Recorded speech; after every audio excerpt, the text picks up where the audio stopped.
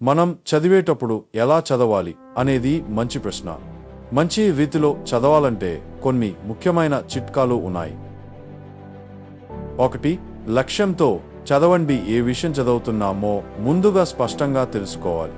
పరీక్ష కోసం, అవగాహన కోసం లేక ఆనందం కోసం చదవటం వేర్వేరు విధానాలు కావాలి. 2. సమయాన్ని కేటాయించండి.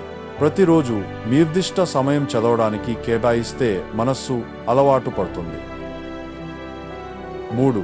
శాంతమైన వాతావరణం. చదవడానికి శబ్దం లేని శాంతంగా ఉండే స్థలం ఎన్నుకోండి.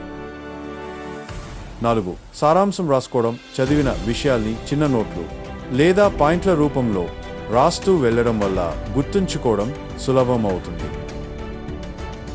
5. పునర్విమర్శ, రివిజన్. తరచూ పునఃభ్యాసం చేయడం వల్ల విషయాలు మెదడులో బలంగా నిలుస్తాయి. 6. ప్రశ్నలు వేసుకుంటూ చదవడం. ఇది ఎందుకు జరుగుతోంది, దీని ప్రభావం ఏమిటి అన్నట్టు ప్రశ్నలు వేసుకుంటూ చదవడం వల్ల లోతుగా అర్థమవుతుంది. 7. అవగాహనతో చదవడం. అక్షరాల చదవడం కంటే అర్థం చేసుకుంటూ చదవడం ముఖ్యం.